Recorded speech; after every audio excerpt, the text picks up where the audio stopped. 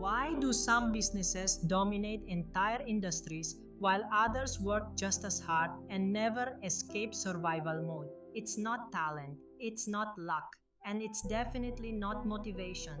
The real difference is something most people ignore: small advantages, not dramatic ones, not viral moments, but tiny, almost invisible edges that compound quietly over time. A 1% advantage in cost, a slightly faster decision cycle, a system that works while others rely on effort. Individually, they look weak. Together, they build empires. And once you understand this math, you'll never look at business growth the same way again. Let's start with something deceptively simple: 1%. Most people ignore it because it looks insignificant. But in systems that compound, 1% is never small. If you improve something by 1% every day, you're not growing linearly, you're growing exponentially. After 1 year, that 1% does not equal 12%. It equals 37 times growth. This is not motivational math. This is mechanical math. And empires are built by mechanics, not emotions. In business, compounding doesn't happen in revenue first. It happens in inputs: decision speed, cost structure, process reliability. When these inputs improve slightly but consistently, they create outcomes competitors cannot catch up to, not because they are smarter, but because they started earlier. So let's look at a real company that understood this before everyone else, not through hype, but through discipline. Most people misunderstand compounding. They think it means doing small improvements everywhere, all the time. More effort, more activity, more motion. That's not compounding. That's just being busy. Compounding only works when it is applied to the right leverage points in a system. If you improve the wrong thing by 1%, you don't get progress. You get exhaustion. Here's what usually happens in the real world. In the early stages, effort increases.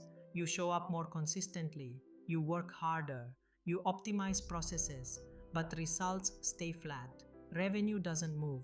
Growth feels slow. From the outside, it looks like nothing is happening. This phase has a name. It's called the plateau of latent potential. Below the surface, progress is accumulating. Skills are sharpening. Systems are stabilizing. Decisions are improving. But above the surface, there is no visible reward yet. This is the most dangerous moment in any long-term strategy. Not because the system is broken, but because the feedback is delayed. Most people misinterpret this silence as failure, so they respond the wrong way. They increase intensity, longer hours, more pressure, more emotional force. But intensity is fragile. It burns out. Empires are not built by emotional spikes. They are built by friction removal in places that compound. A slightly lower customer acquisition cost, a slightly faster decision loop, a slightly more reliable operating system.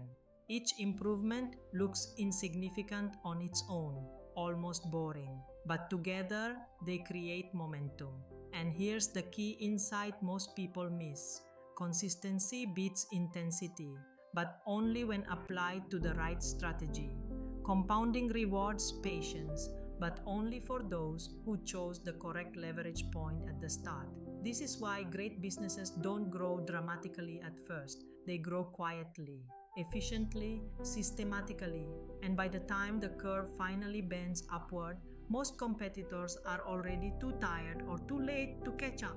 Here's the uncomfortable truth. Most people don't fail because they lack intelligence. They fail because the human brain is not designed for compounding. We are wired for instant feedback, visible progress, immediate rewards. Compounding offers none of that in the beginning. Early on, the effort feels heavy, the work is real, the discipline is real, but the results feel invisible. This creates a psychological trap. The mind concludes this isn't working, not because the strategy is wrong, but because the evidence hasn't arrived yet. This is called short-term bias. We naturally prioritize what feels productive now over what becomes powerful later. There's another bias at work: linear thinking. If effort increases by 10%, we expect results to increase by 10%. But compounding doesn't move in straight lines. For a long time, the curve looks flat. Day after day, week after week, nothing seems to change. Then, quietly, it bends. By the time most people notice, the gap is already too wide to close. This is why patience becomes a competitive advantage, not passive patience. Disciplined endurance, the ability to keep showing up when the process feels boring, when progress feels uncertain, and when quitting would feel emotionally easier. Psychologically, this is expensive, and that cost is exactly why so few people pay it.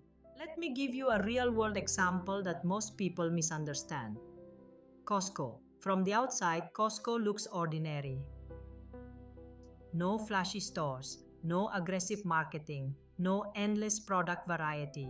But underneath the surface, Costco runs one of the most disciplined compounding systems in modern business.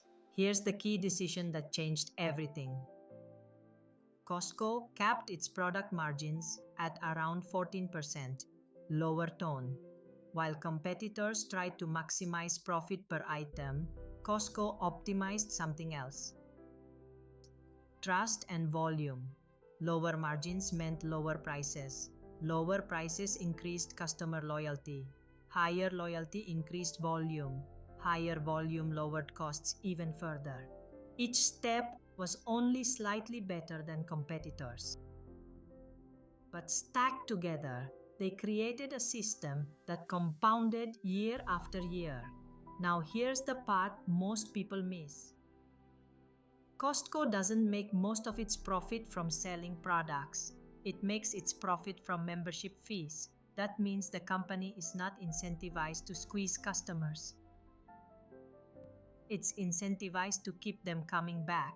This single structural choice changed how every decision was made: pricing, supplier negotiations, store layout, even employee wages. Costco didn't build an empire by being dramatic. They built it by being consistently disciplined. In one place that mattered. This is what real compounding looks like: not excitement, not innovation headlines, but systems that quietly reward patience over time. Let's bring everything together. Empires are not built by chasing breakthroughs. They are built by stacking small advantages in places that actually compound: cost, speed, systems. This is the mistake most people make. They chase visible progress instead of invisible leverage. They try to grow faster instead of removing friction. But real power doesn't come from intensity, it comes from alignment. If you want to apply this principle, here's a simple blueprint. First, identify one bottleneck in your business or career that compounds over time, not 10. 1. Second, improve it by just 1%, not dramatically, consistently. Third, and this is critical, protect that advantage with systems, because systems survive bad days. Motivation doesn't. This is why empire builders don't look busy. They look calm. They look patient. They understand that compounding rewards those who can endure boredom while others chase excitement. In the next video on this channel, we'll break down how Netflix used speed of execution to quietly dominate an entire industry. If you think long term, this channel is for you. Subscribe and we'll keep building the blueprint.